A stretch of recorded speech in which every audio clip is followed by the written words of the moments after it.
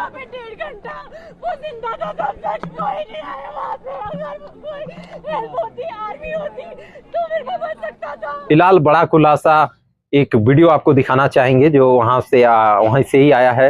वहां पर पर्यटक जो उस जगह पर थे, उस स्थल पर थे, उन्होंने क्या कुछ सवाल किया है कि क्या कहा कि हमारी सुरक्षा कैसी स्थिति पर थी कि कोई उस समय बचाने तक नहीं आया, कोई नहीं आया। अगर आ जाता तो हमारी जानें बच जाती, हमारे जो साथी थे उनके जानें बच जाती। ये सवाल किया है सरकार से। कोई नहीं आया वहाँ पे 1.5 घंटा, वो जिंदा था तब तक कोई नहीं आया वहाँ पे। अगर कोई हेल्प होती, आर्मी होती तो मेरे को बच सकता था। कोई नहीं आया वहाँ पे, कोई नहीं आया। जस्टिस मिलेगा। I want them dead. जिन्होंने मेरे भाई को मारा मुझे वो dead चाहिए। बिल्कुल वो मरेगा जिसने मारा, वो मरेगा।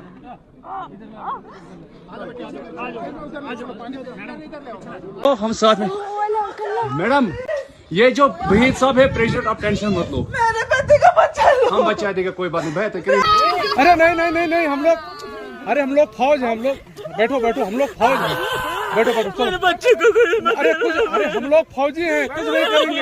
आपकी सेफ्टी के लिए आए हैं, आपकी सेफ्टी के लिए आए हैं, बैठो। क्योंकि कोई भी सवाल खड़ा करेगा कि जहां बड़े बड़े वादे किए जाते हैं, प्रधानमंत्री खुद घोषणा की थी कि आतंकवाद मुक्त हो गया है, लेकिन इस तरीके की घटना जब हुई तो सरकार का पोल खुलते हुए दिख रहा है। इस तरीके से बेखौफ आतंकवादियों ने जिस तरीके से गोलीबारी किया है, यह गोलीबारी पर्यटकों पर तो लगा ही, लेकिन यह गोलीबारी है उस सुरक्षा पर, उस व्यवस्था पर कि आखिर कितने वे कॉन्फिडेंट हो गए हैं। और इसमें आम लोगों की जीवन की सुरक्षा पर बड़ा सवाल खड़ा होता है कि सरकारें चुनाव में तो बड़े बड़े दावे करते हैं कि हम ये सुरक्षा करेंगे, हमारी सरकार पूरे हर भारतीयों की सुरक्षा करेगी, लेकिन जिस तरीके से आतंकवादियों ने जिस तरीके से गोलियां चलाई और वहां पर सुरक्षा व्यवस्था पर सवाल खड़े हो गए हैं, तो ये सवाल खड़ा होना बहुत ही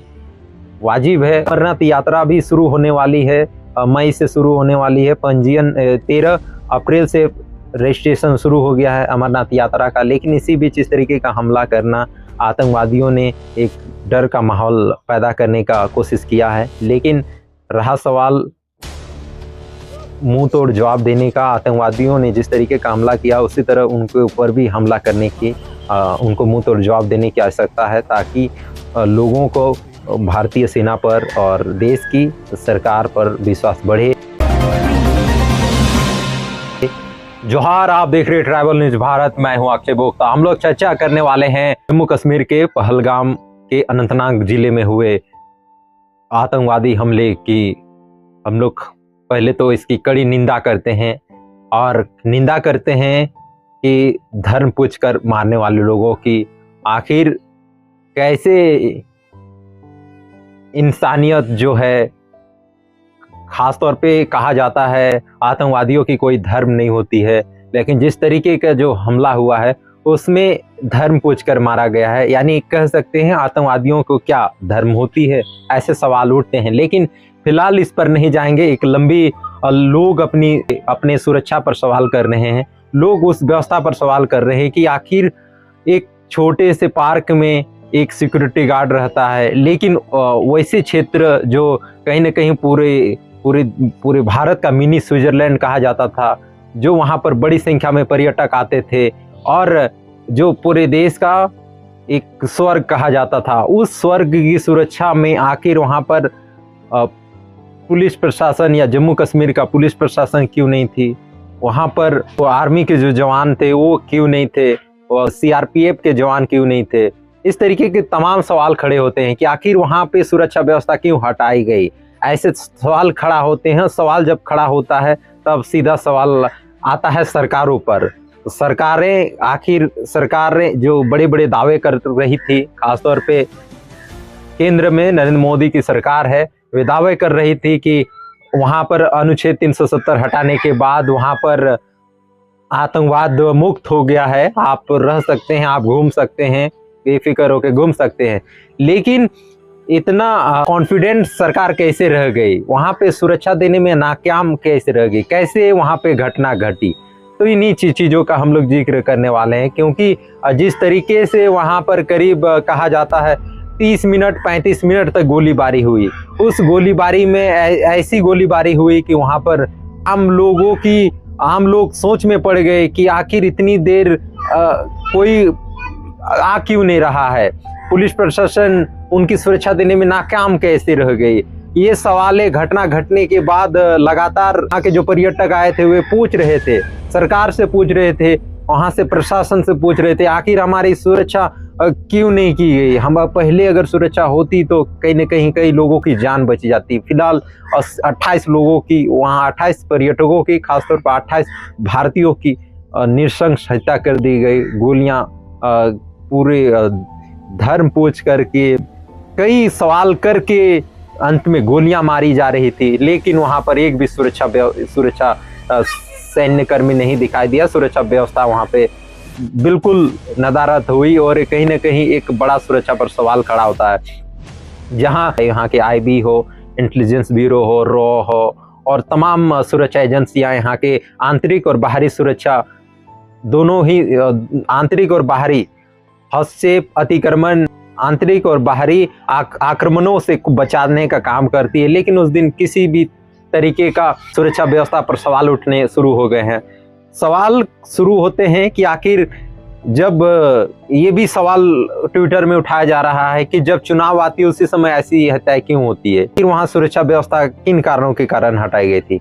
आखिर कहीं पे कोई भी पर्यटन स्थल होता है जहाँ पर कभी भी हमले हो सकते हैं, कभी भी घटनाएं घट सकती है, वैसे स्थलों को क्यों नहीं बताया जाता है कि यहाँ पर अपनी सुरक्षा, अपनी जान की सुरक्षा स्वयं करें। जिस तरीके से बस में हम लोग यात्रा करते हैं तो उसमें लिखा रहता है कि अपने सामानों की रक्षा स्वयं करें, तो इस तरीके का एक पर्यटकों का भी एक नोटिफिकेशन देनी चाहिए थी गवर्नमेंट को कि वहाँ अपनी सुरक्षा स्वयं करें, आप इतने वहाँ पर सावधानी बरते। तो इस तरीके का गाइडलाइन जारी नहीं किया था, जिसके कारण वहाँ पे निर्दोष भारतीय जो कहीं ना कहीं छुट्टियां मनाने के लिए गए थे, एक शांति भरा पल बिताने के लिए गए थे, लेकिन अशांति होता हुआ समय नहीं लगा। जिस तरीके से बेखौफ आतंकवादियों ने जिस तरीके से गोलीबारी किया है, यह गोलीबारी उन पर्यटकों पर तो लगा ही, लेकिन यह गोलीबारी है उस सुरक्षा पर, उस व्यवस्था पर कि आखिर कितने वे कॉन्फिडेंट हो गए हैं। और इसमें आम लोगों की जीवन की सुरक्षा पर बड़ा सवाल खड़ा होता है कि सरकारें चुनाव में तो बड़े बड़े दावे करते हैं कि हम ये सुरक्षा करेंगे, हमारी सरकार पूरे हर भारतीयों की सुरक्षा करेगी, लेकिन जिस तरीके से आतंकवादियों ने जिस तरीके से गोलियां चलाई और वहां पर सुरक्षा व्यवस्था पर सवाल खड़े हो गए हैं, तो ये सवाल खड़ा होना बहुत ही वाजिब है, क्योंकि कोई भी सवाल खड़ा करेगा कि जहां बड़े बड़े वादे किए जाते हैं। प्रधानमंत्री खुद उस ने घोषणा की थी कि आतंकवाद मुक्त हो गया है, लेकिन इस तरीके की घटना जब हुई तो सरकार का पोल खुलते हुए दिख रहा है। फिलहाल बड़ा खुलासा एक वीडियो आपको दिखाना चाहेंगे जो वहीं से ही आया है। वहां पर पर्यटक जो उस जगह पर थे, उस स्थल पर थे, उन्होंने क्या कुछ सवाल किया है कि क्या कहा कि हमारी सुरक्षा कैसी स्थिति पर थी कि कोई उस समय बचाने तक नहीं आया, कोई नहीं आया। अगर आ जाता तो हमारी जानें बच जाती, हमारे जो साथी थे उनके जानें बच जाती। ये सवाल किया है सरकार से। फिलहाल सरकार को तो जवाब देना ही पड़ेगा। फिलहाल जांच चल रही है और कार्रवाई भी चल रही है।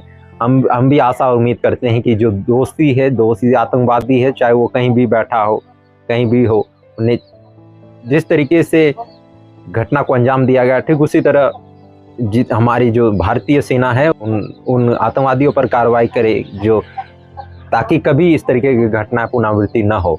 फिलहाल कई हमले जम्मू कश्मीर में, अगर जम्मू कश्मीर की बात करेंगे तो जम्मू कश्मीर में जब आप जाएंगे तो पहले वहाँ पर आपको डर रहेगा कि सुरक्षा पर, कि क्या कुछ सुरक्षा गवर्नमेंट कर रही है, क्योंकि लगातार वैसे क्षेत्रों पर एक खुला छोड़ देना, भगवान भरोसे वहाँ पे छोड़ देना।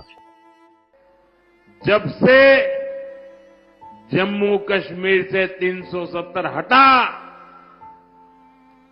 आप मुझे बताइए वहां आतंकवाद की कमर टूटी कि नहीं टूटी?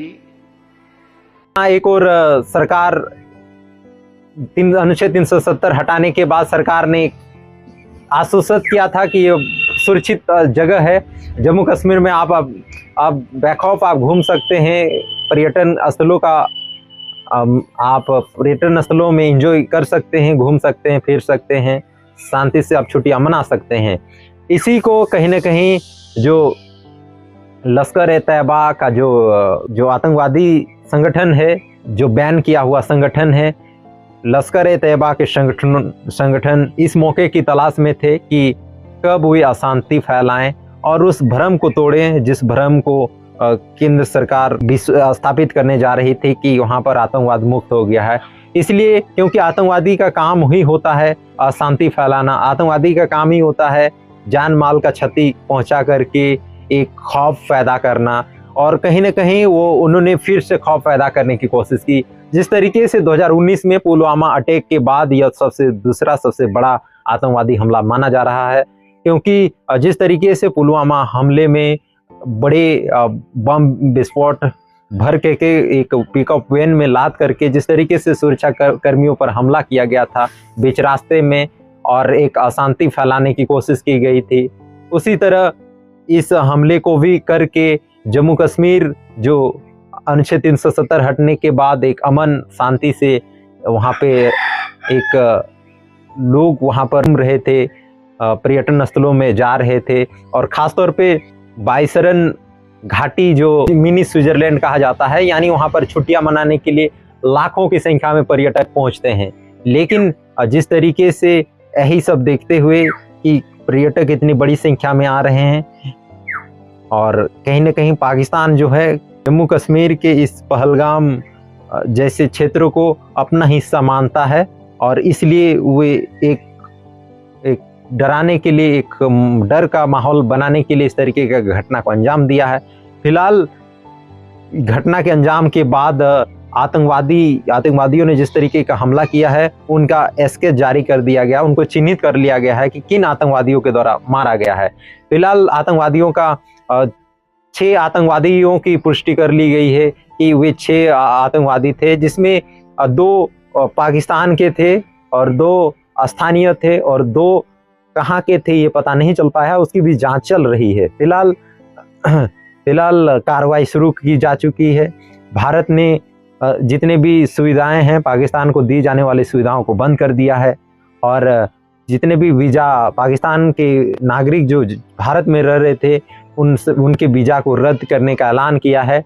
देखना यह है कि इसके बावजूद और इसके पीछे जो आखिर क्या कुछ खुफिया विभाग की क्या कुछ मिस्टेक हुआ, क्या कुछ में असफल हुए, इसकी जांच चल रही है।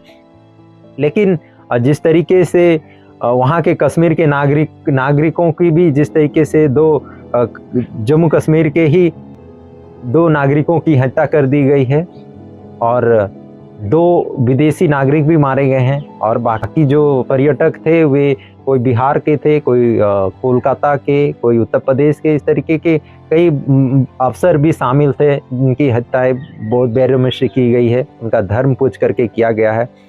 लेकिन बड़ा सवाल खड़ा होता है कि जहां केंद्र सरकार, नरेंद्र मोदी की सरकार लोगों को आश्वासन दिया था कि वहां पर वे सुरक्षित हैं, वे वहां पर जा सकते हैं, पर्यटन स्थलों का घूम सकते हैं, एंजॉय कर सकते हैं, बड़ी संख्या में पर्यटक भी वहां पर जा रहे थे। लेकिन जिस तरीके से घटना को अंजाम दिया गया है, अब बड़ा सवाल खड़ा होता है कि सुरक्षा पर, अब बड़ा सवाल खड़ा होता है कि लोग अब कैसे मानेंगे कि वे सुरक्षित है, लोग कैसे महसूस करेंगे कि वे सुरक्षित हैं, वे वहाँ पर जा सकते हैं, घूम सकते हैं।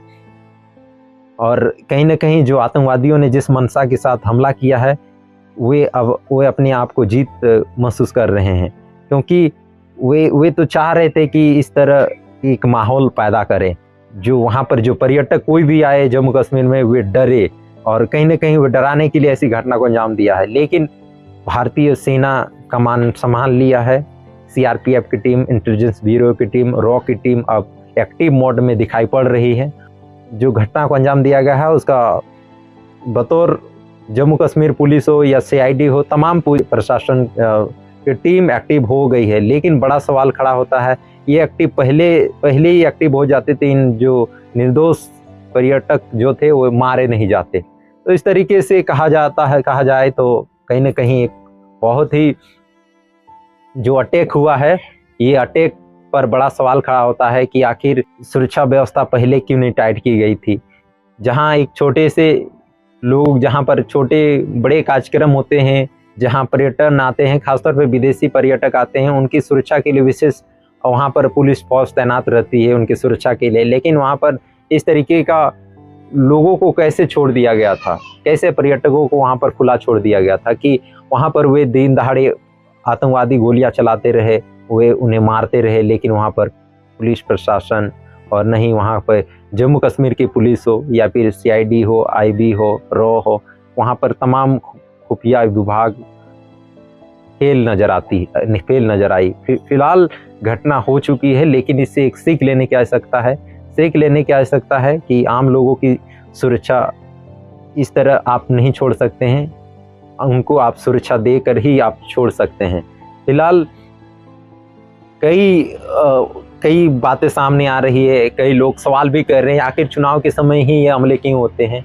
तो हमले स्वाभाविक है, आतंकवादी कभी भी किसी भी समय हमला कर सकते हैं, क्योंकि वे समय देखकर हमले नहीं करते हैं। लेकिन रहा सवाल, जहां अमरनाथ यात्रा भी शुरू होने वाली है, मई से शुरू होने वाली है, पंजीयन 13 अप्रैल से रजिस्ट्रेशन शुरू हो गया है अमरनाथ यात्रा का। लेकिन इसी बीच इस तरीके का हमला करना, आतंकवादियों ने एक डर का माहौल पैदा करने का कोशिश किया है। लेकिन रहा सवाल मुंह तोड़ जवाब देने का, आतंकवादियों ने जिस तरीके का हमला किया उसी तरह उनके ऊपर भी हमला करने की, उनको मुंह तोड़ जवाब देने की आवश्यकता है, ताकि लोगों को भारतीय सेना पर और देश की सरकार पर विश्वास बढ़े। क्योंकि लगातार जहां सरकारें बड़े बड़े दावे करती है सुरक्षा पर कि आपकी वहां पर आप सुरक्षित हैं, हमने आतंकवाद को सफाया कर दिया है, लेकिन इस तरीके का जब घटना होती है तब आम लोगों की सुरक्षा पर बड़ा सवाल खड़ा होता है। फिलहाल कई वीडियो भी सामने आई है, उसमें हाथ जोड़ करके गुहार लगाते हुए महिलाएं दिख रही थी कि आप हमें मत मारिए। जब यहाँ पर आर्मी अफसर, आर्मी सेनाएं जब वहाँ पे पहुँचती है, उन पर भी वे विश्वास नहीं कर पा रहे थे कि ये हमारी सेना है या ये आतंकवादी है।